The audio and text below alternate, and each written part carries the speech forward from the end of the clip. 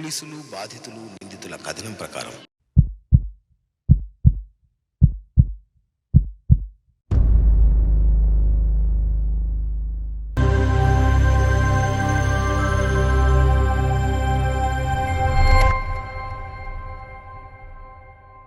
కోల్కతాలోని RG Kar medical college ప్రఖ్యాతిగాంచిన ఒక medical college ఇదే.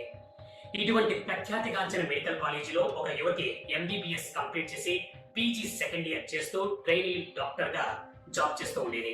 ఆ యువతికి తల్లి, తండ్రి ఉన్నారు, ఒక్కగానొక్క కూతురు. ఈ లేడీ డాక్టర్ కి ఈ సంఘటన జరగడానికి వారం రోజుల నుంచి నైట్ షిఫ్ట్ వేశారు. అంటే ఆగస్టు 8వ తారీఖు కంటే ముందు వారం రోజుల నుంచి ఈ లేడీ డాక్టర్ కి నైట్ షిఫ్ట్ వేశారు. అలా ఈ యువతి ఆగస్టు 8వ తారీఖు రాత్రి తనకు సంబంధించిన పేషెంట్లందరినీ చూసింది. 9వ తారీఖు ఉదయం 2 గంటల ప్రాంతంలో 3-4 కొలీగ్స్ తో కలిసి కాలేజీలో ఉన్న క్యాంటీన్ లో వచ్చేసింది. ఆ తర్వాత ఆ 3-4 కొలీగ్స్ వాళ్ళకి చూడాల్సిన పేషెంట్లు ఉండడంతో వాళ్ళు రౌండ్స్ కు వెళ్ళిపోయారు. ఈ లేడీ డాక్టర్ కి ఆల్రెడీ పేషెంట్ చూసింది, ఇక పేషెంట్ చూడాల్సిన అవసరం లేకపోవడంతో కాసేపు రెస్ట్ తీసుకుందామని 3rd ఫ్లోర్ లో ఉన్న హాల్ లోపలికి వెళ్ళింది. ఆ వెళ్ళే టైం దాదాపు ఉదయం 3-3:30 గంటల సమయం. ఆ తర్వాత ఏం జరిగిందన్నది ఎవరికి తెలియదు. తెల్లారిపోయింది. ఉదయం 8-8:30 గంటల ప్రాంతంలో హాస్పిటల్లో ఒక డాక్టర్ కాన్ఫరెన్స్ హాల్ లోపలికి వెళ్ళాడు. ఒక చైర్ మీద ఒక యువతి దాదాపుగా పూర్తి నగ్నంగా రక్తపు మడుగులో పడి ఉండడాన్ని చూసిన ఆ డాక్టర్ భయంతో వణికిపోయాడు, షాక్ తో దిగ్భ్రాంతికి అరుచుకుంటూ ఆ కాన్ఫరెన్స్ హాల్ నుంచి బయటకు వచ్చాడు. ఈ డాక్టర్ అరుపులు కేకలున్న మిగతా డాక్టర్లు, నర్సులు, హాస్పిటల్ సిబ్బంది వీళ్ళందరూ పరిగెత్తుకుంటూ కాన్ఫరెన్స్ హాల్ లోపలికి ప్రవేశించారు. అక్కడ కనిపించిన దృశ్యాన్ని చూసిన ప్రతి ఒక్కరు కూడా భయంతో వణికిపోయారు. ఒక చైర్ మీద లేడీ డాక్టర్ అచేతనంగా పడుంది. ఆ యువతి కళ్ళ నుంచి రక్తం కారుతోంది, ముక్కు, నోట్ల నుంచి రక్తం కారుతోంది. ఆ యువతి టాప్ టు బాటం శరీరం మీద అనేక గాయాలు ఉన్నాయి. ఆ దృశ్యాన్ని చూసిన ప్రతి ఒక్కరికి అర్థమైపోయింది ఇది రేప్ అండ్ మర్డర్ కేసు అని. దాంతో మొదట్లో ఈ సంఘటన గురించి తల్లిదండ్రులకి సమాచారం అందించారు, కానీ జరిగిన విషయం చెప్పలేదు. మొదట్లో మీ కూతురికి బాగాలేదు, హాస్పిటల్కి రండి అన్నారు. ఆ తర్వాత మీ కూతురు సూసైడ్ చేసుకుందని చెప్పారు. ఆ తర్వాత తమ కూతుర్ని కొన్ని గంటల పాటు చూడనివ్వలేదని తల్లిదండ్రులు ఆరోపించారు.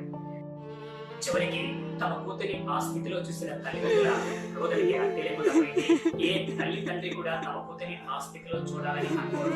అటువంటి స్థితిలో చూసిన తమ కూతురిని తల్లిదండ్రులు తట్టుకోలేకపోయారు. ఈ విషయం వెంటనే మీడియాకి, సోషల్ మీడియాకి తెలిసింది.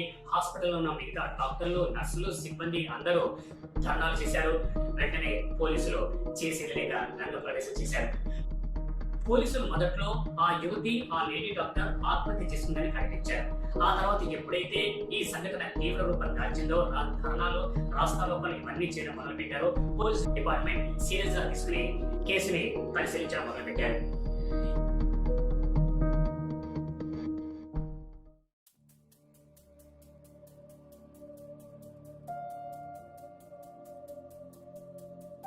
ఈ యువతి దగ్గర స్పాట్ లో ఒక బ్లూటూత్ తో పనిచేసే నెక్ బ్యాండ్ ఇయర్ ఫోన్స్ ని పోలీసులు స్వాధీనం చేసుకున్నారు. మొదట్లో ఆ ఇయర్ ఫోన్స్ ఆ యువతికి సంబంధించింది అనుకున్నారు, కానీ ఆ యువతి ఫోన్ కి కనెక్ట్ చేస్తే అది కనెక్ట్ కాలేదు.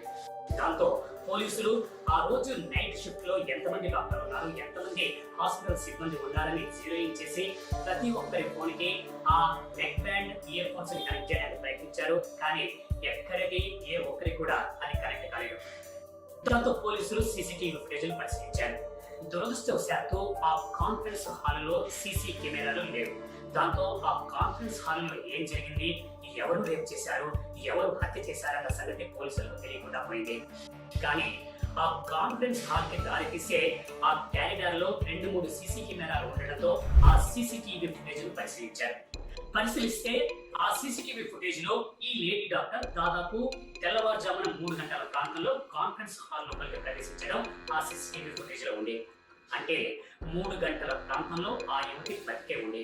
3 గంటల నుంచి 8:30 గంటల ప్రాంతంలో ఏదైనా జరిగి ఉండాలి. ఆ కాన్ఫరెన్స్ హాల్ కి దారి తీసే ఆ సీసీటీవీ ఫుటేజ్ లో ఎంతమంది కాన్ఫరెన్స్ హాల్ వైపు వెళుతూ కనిపించారు. అందులో చాలా మంది డాక్టర్లు ఉన్నారు, నర్సులు ఉన్నారు, హాస్పిటల్ సిబ్బంది ఉన్నారు.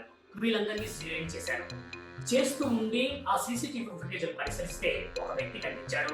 ఆ వ్యక్తి హాస్పిటల్ సిబ్బంది కాదు, బయటవాడు. ఎప్పుడైతే పోలీసులు ఆ వ్యక్తిని గుర్తించారో హాస్పిటల్ సిబ్బంది ఈ వ్యక్తి మీకు తెలుసా అని అడగడంతో, అరే మాకెందుకు తెలియదు, వీడి పేరు సంజయ్ రాయ్, వీడు పోలీస్ డిపార్ట్మెంట్ లో ఒక ఎన్వైరన్మెంట్ గా జాబ్ చేస్తూ ఉంటాడు, మా హాస్పిటల్ కి పేషెంట్లని తీసుకొస్తూ ఉంటాడు, మాకు చాలా పరిచయమే అని చెప్పడంతో ఈ సంజయ్ రాయ్ ఆ కాన్ఫరెన్స్ హాల్ కి ఉదయం 4 గంటల ప్రాంతంతో వెళుతూ కనిపించాడు. వెళుతున్నప్పుడు వాడి మెడలో ఈ neck band, ear phones Bluetooth తో పనిచేసేవి ఉన్నాయి. దాదాపు 40 నిమిషాల తర్వాత ఆ కాన్ఫరెన్స్ హాల్ నుంచి బయటకు వచ్చాడు. బయటికి వచ్చేటప్పుడు వాడి మెడలో ఈ నెక్ బ్యాండ్, ఇయర్ ఫోన్స్ లేకపోవడానికి పోలీసులు గమనించారు. దాంతో వీడు ఎక్కడ ఉంటాడన్న సంగతి పోలీసులు తెలుసు. ఇదే హాస్పిటల్ కి దగ్గరలో ఒక పోలీస్ క్యాంప్ ఉంది.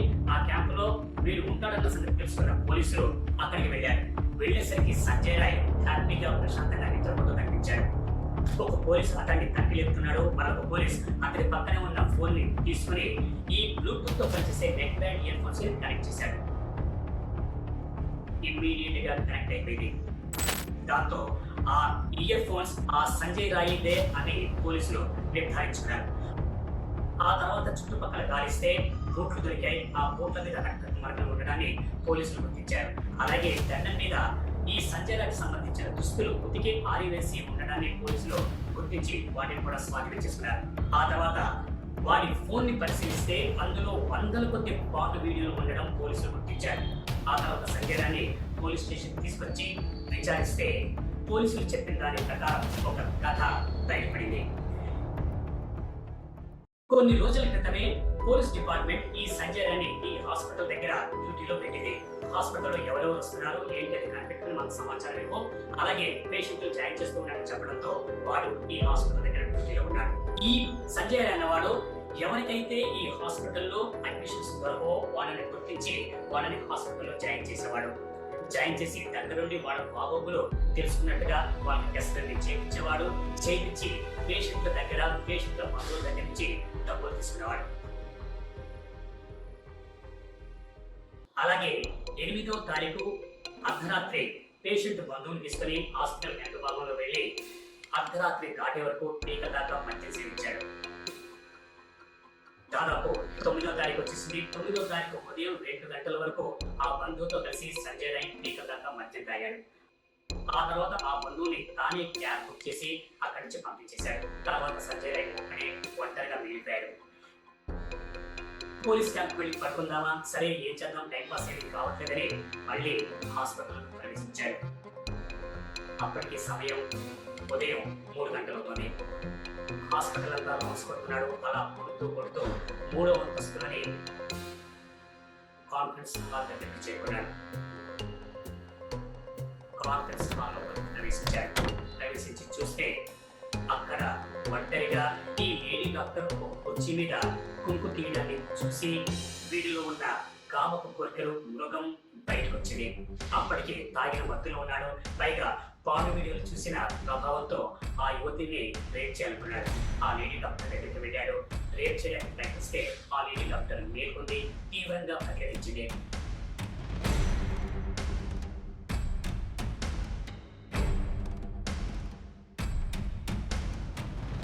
అవడానికి ప్రయత్నిస్తే ఈ దుర్మార్గుడు ఆ లేడీ డాక్టర్ గొంతు నొక్కాడు. చేత్తో నోరు మూసి తీవ్రంగా కొట్టాడు. పట్టుకుని కుర్చీకి నేలకేసి కొట్టడంతో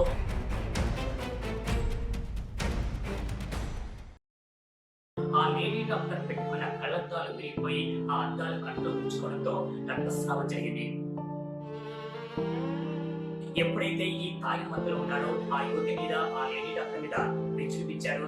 ఎంతసేపు పోరాడగలుగుతుంది. దాంతో క్రమంగా ఆ లేడీ డాక్టర్ అచేతనావస్థలోకి వెళ్ళిపోయింది. దాంతో ఆ అచేతనావస్థలోనే ఉన్న ఆ లేడీ డాక్టర్ మీద ఈ దుర్మార్గుడు అఘాయిత్యం చేశాడు. తీవ్రంగా రేప్ చేశాడు.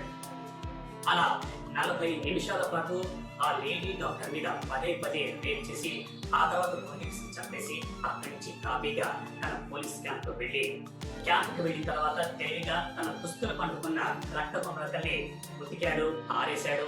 ఆ తర్వాత పూట్లకున్న రక్త బొమ్మలకల్ని గమనించలేదు. పడుకున్న తర్వాత పోలీసులు వచ్చారు. ఆ తర్వాత వీళ్ళని స్వాధీనంలోకి తీసుకున్నారు. ప్రస్తుతానికి పోలీసులు ఇంట్రాగేషన్ చేస్తున్నారు. ఈ ఇంట్రాగేషన్ లో ఎన్ని నిజాలు బయటకు వస్తాయో చూడాలి. నేరస్తుడు చాలా తెలివిగా పకడ్బందీగా ఈ హత్య చేశాడని ప్రస్తుతానికైతే భావించవచ్చు, కానీ పోలీసుల నుంచి తప్పించుకోలేడు.